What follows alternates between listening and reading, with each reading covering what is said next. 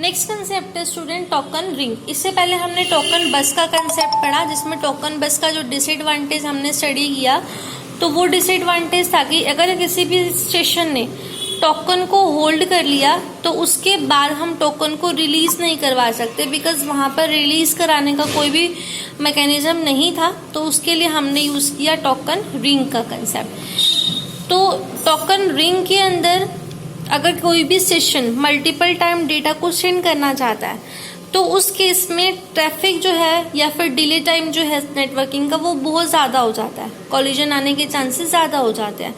Token ring in सब चीज़ों को रिजॉल्व करता है, बिकॉज एक पर्टिकुलर टाइम के लिए हम क्या करेंगे, टोकन को किसी भी स्टेशन को होल्ड करने देंगे, उसके बाद हम उस टाइम पीरियड के बाद उसको रिलीज करवा लेंगे और किसी भी दूसरे पेयर ऑफ सिस्टम को हम असाइन कर देंगे।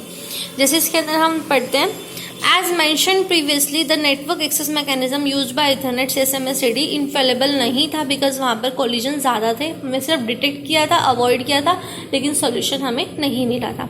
स्टेशन अगर डेटा को सेंड कर रहा है, मल्टीपल टाइम डेटा को सेंड कर सकता है पर्टिकुलर लिंक पे, तो रिडंडेंसी उसी पर्टिकुलर सिस्टम जो है वो डेटा को सेंड करते रहेंगे बार बार, और किसी और सिस्टम की टर्न जो है वो नहीं आ पाएगी, तो ट्रैफिक ऑटोमेटिकली क्या हो जाएगा, हाई हो जाएगा। अगर कॉलिजन आने के लिए कोई प्रेडिक्टेबिलिटी नहीं, मैं प्रिडिक्ट नहीं कर सकती, और डिले को सॉर्ट आउट करने के लिए हमारे पास कोई मेथड नहीं था। टोकन रिंग ने रिजॉल्व किया, बिकॉज वो क्या करेगा, जिसने भी डेटा को सेंड करना है पर्टिकुलर अपनी टर्न के ऊपर डेटा को सेंड करेगा, किसी भी फ्रेम को, सिर्फ एक ही फ्रेम को वो डेटा सेंड कर सकता है अपने टर्न के ऊपर। तो और इन चीज़ों को हम कोऑर्डिनेट कैसे करेंगे, by using token passing. Token passing के थ्रू हम इसको रिजॉल्व करेंगे।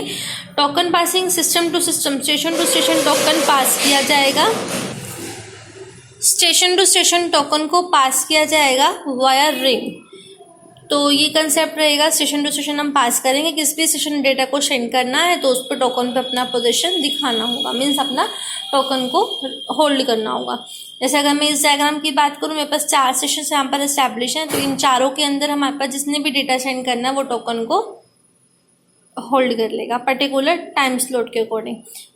पर्टिकुलर डायरेक्शन में जो टोकन है वो मूव करेगा, क्योंकि टोकन रिंग जो होती है वो यूनिडायरेक्शनल होती है। लाइक मैंने ये डायरेक्शन क्लॉकवाइज का कंसेप्ट यूज करा यहाँ पर।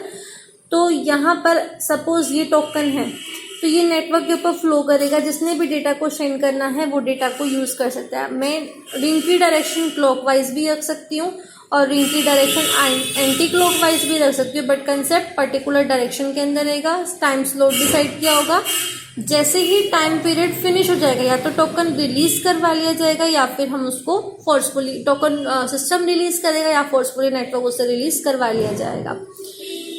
और हर एक सिस्टम की प्रायोरिटी डिसाइड की होती है, तो टाइमर के अकॉर्डिंग हम उस प्रायोरिटी आने पर हम उस सिस्टम को टोकन को असाइन कर देते हैं। एक्सेस मेथड, अभी मैंने आपको बताया कि एक्सेस मेथड इसके अंदर टोकन पासिंग का रहेगा। टोकन का जो साइज है वो 3 बाइट का रहेगा। Token NIC to NIC means वही सिस्टम टू सिस्टम क्या रहेगा, सीक्वेंस में रोटेट करेगा, और जिस हर एक सेशन को वेट करना होगा जब तक टोकन उसके पास नहीं आता। अगर टोकन फ्री है तो सिस्टम डेटा फ्रेम को सेंड कर सकता है। Condition 1 frame at a time, एक टाइम पे एक ही फ्रेम जो है वो डेटा को सेंड कर सकता है। अब जैसे इस डायग्राम के अंदर दिखा रखा है, ये हमने डायग्राम लिया, सिस्टम 4 सिस्टम मैंने यहाँ पर एस्टैब्लिश कर रखे हैं रिंग, और डायरेक्शन अपने पास ये दे रखे है, ये अपने पास टोकन है। अब डेटा ए ने डी को सेंड करना है, टोकन फ्री था, ए ने होल्ड कर लिया। अब जो ये टोकन है ये इस ए के पास है, ए सिस्टम के पास, इसने होल्ड किया हुआ है, इसने सिस्टम पे डेटा को ट्रांसमिट कर लिया। डेटा आ रहा है, टोकन नहीं आ रहा, दैट मीन्स सी को लगेगा कि डेटा सेंड हो रहा है, टोकन अभी बिजी है, तो उसके अकॉर्डिंग ए ने डेटा को डी को सेंड करना स्टार्ट कर दिया। जैसे ही यहाँ पर डी ने डेटा सेंड किया, डी ने उसको फ्रेम को कॉपी कर लिया और डेटा वापस लिंक पे सेंड कर दिया। दैट मीन्स एक तरह से एक्नॉलेजमेंट सेंड करी कि मुझे डेटा रिसीव हुआ या फिर नहीं हुआ। जैसे ही ये डेटा ए को रिसीव हो जाएगा, जो इसके पास ये टोकन था ये इसको नेटवर्क के ऊपर अगेन रिलीज कर देगा। अब नेक्स्ट कोई भी पेयर ऑफ नोड इसको यूज कर सकते हैं। तो डेस्टिनेशन को जैसे ही डेटा रिसीव होगा वो डेटा को कॉपी करेगा और एज इट इज जो लास्ट की 4 बिट है फ्रेम की वो चेंज करेगा, और उसके बाद वो फ्रेम एज इट इज वापस नेटवर्क के ऊपर रिलीज कर देगा। तो ये कंसेप्ट था अपने पास टोकन रिंग का।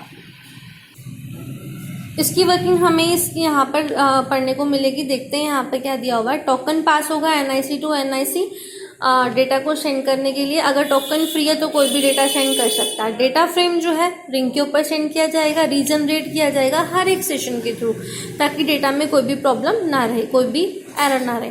अब जो इंटरमीडिएट सेशन डेटा को लेकर चलेंगे वो डेस्टिनेशन का एड्रेस देखेंगे, किसने डेटा को सेंड करना। लाइक जैसे ए ने डी को डेटा सेंड करना था तो इंटरमीडिएट सेशन सी रहेगा, सी उसको रीजनरेट करेगा, चेक करेगा कि डेस्टिनेशन कौन सा है।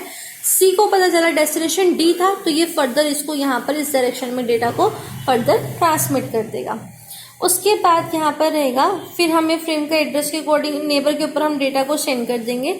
जब रेसिपिएंट डेटा को लेकर चलेगा अपने एड्रेस के अकॉर्डिंग कि ये डेटा मेरे लिए है, वो उसको कॉपी कर लेगा, एरर्स को चेक करेगा और लास्ट की जो 4 बिट है उसको चेंज करके एज इट इज उस फ्रेम को कॉपी किया और फुल पैकेट को ट्रांसमिट कर देगा रिंग के ऊपर, जब तक कि वो स्टेशन जिसे सेंड किया था वहां तक नहीं पहुंचा था। सेंडर ने क्या किया, फ्रेम को रिसीव किया। अब सेंडर ने फ्रेम को रिसीव किया, वो रिकॉग्नाइज करेगा कि ये मेरा एड्रेस है, सोर्स एड्रेस था, तो वो एड्रेस बिट को लेकर चलेगा। अगर वो सेट है, लास्ट की 4 बिट सेट है, इसका मतलब फ्रेम रिसीव हो गया था।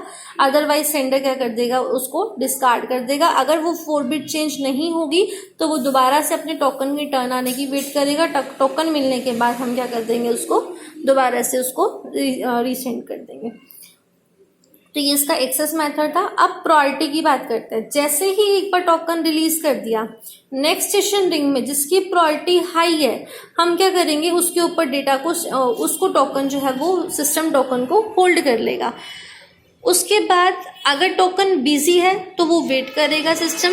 अदरवाइज प्रायोरिटी ज़्यादा होने की वजह से हम क्या करते हैं, उसका टोकन को फोर्सफुली रिलीज करवा के और उसके बाद हम उस टोकन को उस हायर प्रायोरिटी वाले को असाइन कर देते हैं। अगर किसी भी सिस्टम में प्रायोरिटी सेम आ जाती है तो हम वहाँ पर कंसेप्ट यूज़ करेंगे फर्स्ट कम फर्स्ट सर्व का, FCFS का। बट यहाँ पर स्टूडेंट प्रॉब्लम ये आई थी कि स्टारवेशन की। अगर सपोज मेरे पास कोई भी हाई प्रायोरिटी का प्रोसेस चल रहा है, सपोज मेरे पास 4 प्रोसेस हैं, 4 सिस्टम है, इसकी प्रायोरिटी फर्स्ट है, इसकी सेकंड थी, इसकी थर्ड है, इसकी फोर्थ है, तो फर्स्टली टोकन इसको दिया जाएगा। नेक्स्ट अगर परमिशन इसको चाहिए, इसने डेटा को सेंड किया, इन दोनों को भी डेटा सेंड नहीं करना, ये टोकन रिलीज करेगा। इन बिटवीन इसने डेटा को सेंड करने की रिक्वेस्ट लगा दी तो इसे हम टोकन असाइन नहीं करेंगे। टोकन किसको साइन किया जाएगा, बी को साइन किया जाएगा। स्टिल ये वेटिंग में आ गया। इसके टोकन रिलीज करते तक डी ने रिक्वेस्ट लगा दी कि अब मुझे डेटा को सेंड करना है। अगेन ए क्या हो जाएगा, वेटिंग में, बिकॉज लोएस्ट प्रायोरिटी है। तो ये प्रॉब्लम थी स्टारवेशन की कि हाईएस्ट प्रायोरिटी अगर सिस्टम पे टोकन की रिक्वेस्ट जनरेट कर रहे हैं तो उस केस में लोएस्ट प्रायोरिटी को टोकन मिलना मुश्किल हो जाएगा। तो इसका सोल्यूशन था टाइम लिमिट कर देना कि हर एक को इक्वल टाइम लिमिट असाइन कर दी जाएगी कि किस टाइम पे किसको टोकन सेंड करना है। जैसे ही टोकन किसी ने होल्ड किया, उसका स्टार्ट डेलीमीटर स्टार्ट हो जाएगा कि पर्टिकुलर 10 मिली सेकेंड या 20 मिली सेकेंड का जो भी टाइम डिसाइड किया हुआ है, उतने टाइम पीरियड में उसको डेटा सेंड करने के बाद टोकन को रिलीज करना ही होगा, ताकि मैं नेक्स्ट किसी भी लोअर प्रायोरिटी को डेटा सेंड करने के लिए चांस दे सकूँ। नेक्स्ट कंसेप्ट है मोनिटाइजेशन का। अब बहुत सारी प्रॉब्लम्स आई थी टोकन रिंग के अंदर भी कि कोई भी स्टेशन अगर रीट्रांसमिट करना चाहता है तो वो टोकन को नॉइस आ गई, टोकन डिस्ट्रॉय हो गया सिस्टम पे, या फिर कोई भी सिस्टम में टोकन को रिलीज नहीं कर पा रहा, तो डेटा को रिमूव नहीं कर पा रहा या डेटा सेंड नहीं हो पा रहा, तो उसके लिए मॉनिटर सेशन डिफाइन कर रखा है। मॉनिटर सेशन का काम क्या होगा कि टोकन डिस्ट्रॉय हो सकता है, या सेकंड प्रॉब्लम थी कि अगर कोई सेंडर डेटा को सेंड कर रहा है, वो डेटा रिमूव हो गया नेटवर्क से और टोकन वो रिलीज नहीं कर रहा बिकॉज उसको सेंडर को डेटा रिसीव नहीं हुआ वापस में, तो इन सिचुएशन के लिए एक स्टेशन को हम क्या कर देते हैं, डिजिग्नेट कर देंगे as a monitor station. Monitor station timer set करेगा टोकन पासिंग का। अगर टोकन रीअपियर नहीं हो रहा अलोकेटेड टाइम पे तो वो ये सोच लेगा कि वो टोकन लॉस्ट हो गया, तो मॉनिटर स्टेशन एक नया टोकन जनरेट कर देगा जिसके बिहाफ पे हम नया टोकन को हम होल्ड कर लेंगे और डेटा को सेंड करना स्टार्ट कर देंगे। नेक्स्ट है एड्रेसिंग, वही 6 बाइट का address NIC physical address use करेगा। सिग्नलिंग हमारे मैनचेस्टर एनकोडिंग रहेगी। मैनचेस्टर एनकोडिंग का मीन्स क्या रहेगा, यहाँ पर के सिस्टम में हम डिजिटल डेटा को सेंड कर रहे हैं। टोकन रिंग की स्पीड अप टू 16 Mbps रहेगी। टोकन रिंग का जो फ्रेम है वो ये कंसेप्ट रहेगा, 3 फ्रेम यहाँ यूज किया जाता है। तो डेटा के लिए फ्रेम है, ये टोकन का फ्रेम है, ये अबॉर्ट का फ्रेम है। डेटा का frame start delimiter, access control, frame control, destination address, source address, data cyclic redundancy checker, end delimiter और फ्रेम स्टेटस। हमारे पास ये सारे फील्ड्स रहेंगे इसके अंदर। 3 टाइप के फ्रेम है, टोकन फ्रेम है, डेटा फ्रेम होगा और अबॉर्ट फ्रेम रहेगा। स्टार्ट डेलिमीटर का कंसेप्ट क्या रहेगा, ये फर्स्ट फील्ड रहता है डेटा और कमांड का, और ये रिसीविंग सेशन को ये बताएगा कि ये हमारा स्टार्ट एड्रेस है। 1 बाइट का रहेगा कि यहाँ से हमारा डेटा हेडर फॉर्मेट जो है वो स्टार्ट होगा, स्टार्टिंग वो फ्रेम को इंडिकेट करेगा। उसके बाद अपने पास नेक्स्ट टॉपिक आता है access control. Access control again हमारा 1 बाइट का रहेगा, मीन्स 8 बिट का रहेगा, जिसमें फर्स्ट 3 बिट हमारे पास होंगी प्रायोरिटी की। प्रायोरिटी के लिए हम फर्स्ट 3 बिट को सेट करेंगे कि हर एक कोड सिस्टम की क्या प्रायोरिटी रहेगी, उसके अकॉर्डिंग 4th बिट जो है वो रहेगी टोकन बिट के लिए, कि टोकन बिट हमने इंडिकेट की, टोकन बिट किसने होल्ड कर रखा है, या टोकन फ्रेम है हमारे पास या फिर अबॉर्ट फ्रेम है। टोकन बिट जो है, उसके बाद अपने पास जो नेक्स्ट 3 बिट्स रहेंगी वो अपने पास रिजर्वेशन फील्ड्स रहेंगे, मीन्स वो अपने पास सिस्टम के अकॉर्डिंग डिफाइन किए होंगे।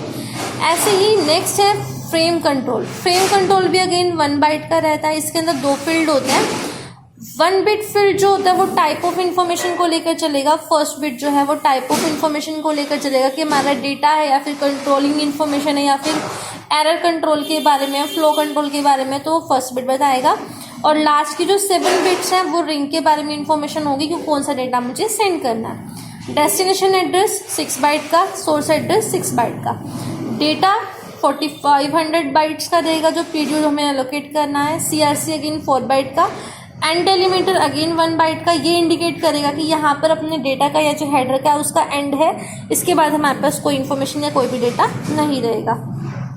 फ्रेम स्टेटस लास्ट का जो 1 बाइट है वो फ्रेम का स्टेटस बताता है, तो ये रिसीवर सेट करता है, क्योंकि लास्ट की जो 4 बिट है वो रिसीवर ने सेंड करनी है, सेट करनी है। तो ये एक तरह से एक्नॉलेजमेंट पर्पस के लिए यूज किया जाता है कि डेटा सक्सेसफुली रिसीव हुआ या फिर नहीं हुआ। टोकन फ्रेम में हमारे पास 3 फील्ड थे, SD, AC एंड AD। वही सेम कंसेप्ट हम पहले पढ़ चुके हैं। ऐसे ही अपने पास अबॉर्ट फ्रेम का कंसेप्ट था। अब टोकन की जो इम्प्लीमेंटेशन थी स्टूडेंट, इसमें एक प्रॉब्लम थी कि ये यूनिडायरेक्शनल है। यूनिडायरेक्शनल